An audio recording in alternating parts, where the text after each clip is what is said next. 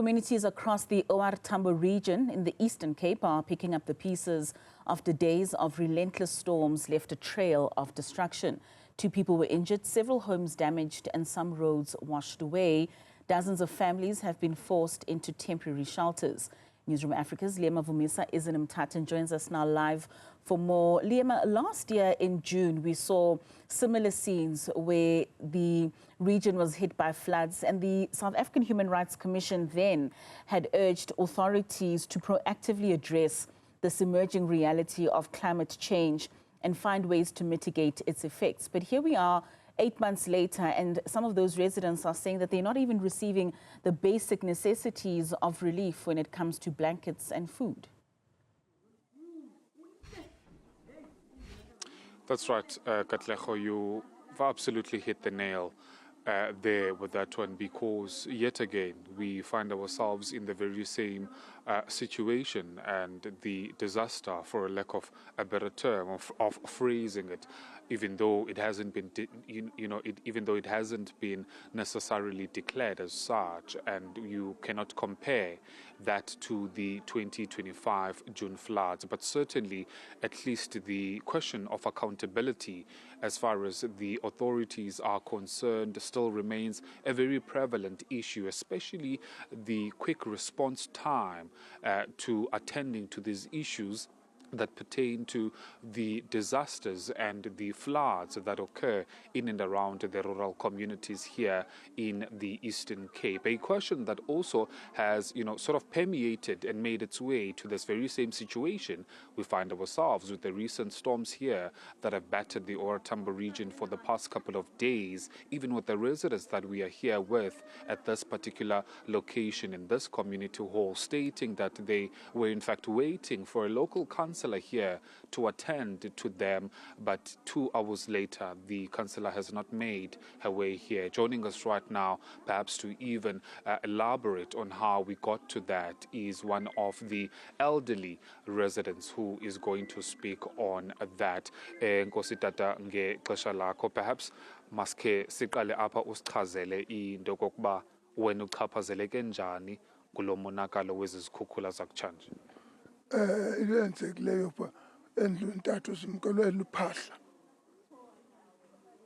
sabe kumke iphahla ke ngoku no kwaba ke ngoku ke uphofu ke kwamanzi nje izinto ezilapha ngaphakathi endlini yabona lokho akukho nto ke ndingathi uba ke umka kophahla pha udonga luwanga into naku usuke xa kulanda belisuka kuyo kwanetena nje sinasikileyo esisukileyo. Emveni koko tata niye nenza ntoni? Nizamile ukuzama ukuqoqosha okanye ke kwanyanzeleka into yoba nizokufumana indawo yokufihla intloko koomakhelwane okanye apha ehulweni? Hayi, torho ngenxa likhona enye indlu ebikhona esindileyo siye saba ke silesise kuyo ke nangoku. Okay. Namhlanje bekumele into kokuba nidibana noceba wale ndawo, kungenxa yokuba kutheni singekamboni ngoku ebesithi phofu izolo niza kudibana naye ngenxa yantoni? Ebethe kaloku apha ekubeni ba kufotiwe umonakalo, wathi ke ngona ke ngo-8 zesibe lapha siphathe i-IT zethu. Naw ke sisiphethe silindele yena ke ngoku kuba bese ebethu usibhalisa. Yonke lento tata ingakumbi ngelixesha le mozulu engantlanga, ndiyacinga into yoba ayiniphathi kakuhle. Mhlawumbi wena uziva njani umzi obuwazi ingumzi oneekona zone zimile kakuhle, kodwa ngoku uyabona into yokokuba uthe wabe kanti uyatshabalala? Ikuphatha njani yonke loo nto? Andiphethekanga kakuhle kuba lokhu phayana kwezandla usukule ngoba ndifikele ezindwendwe kulapho besinantsika khona besifikela khona. Ngoku xa nofika indwendwe asinandawo ngoku nathi uyabona ke ngoku.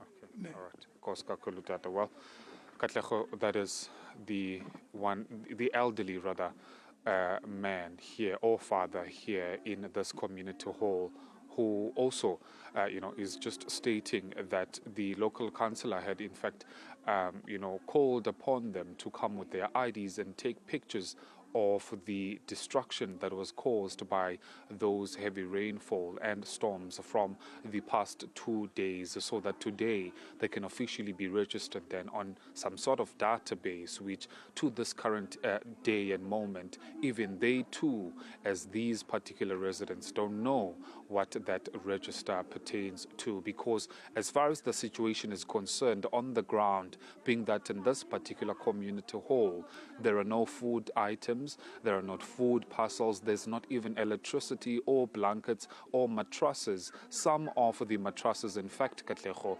are being, stationed outside this community hall by the residents themselves, so as to at least to get the bit of wind that they can, so that they can dry themselves out after having been, destructed also, or rather, after having been destroyed rather by those very same heavy rainfall in those particular locations. But I guess this, in the bigger picture then, Katlego, goes back to the point of response as far as local authorities are concerned. You'd recall, Katlego, that this is not only one isolated incident. There are still flood victims of the 2025, floods that occurred in Mthatha that are still being housed at a Northcrest Community Church Hall, who don't have any sense of hope, because after the relocations of over 400 people that were placed at a nearby location, being Maiden Farm, were relocated in those temporary residential units,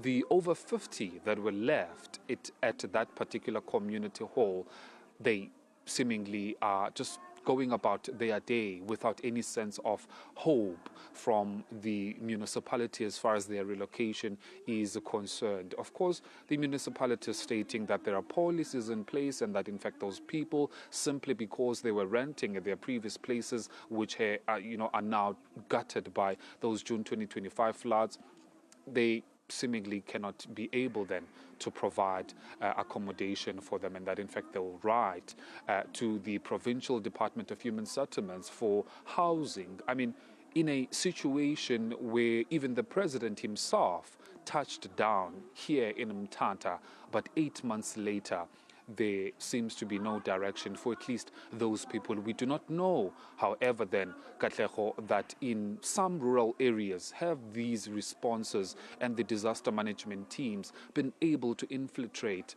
those locations as well, remote locations in rural communities. So it really remains a concern that even all of those other stakeholders, like your Human Rights Commission, having to step in and nudge the local authorities and the provincial government as well to try and come to the rescue of these people. We are going to try and be around the vicinity then here at this community hall, just to see what the councillor will come and do for these particular people. But the days are continuing, and that the rain itself is still going to come while the people are being housed here, at least temporarily, that is. But the question remaining, how will they be able to rebuild? Any assistance, perhaps, to that effect? And you raise a very important point there, Liyema, with regards to those that were already displaced last year from those floods that we saw in June.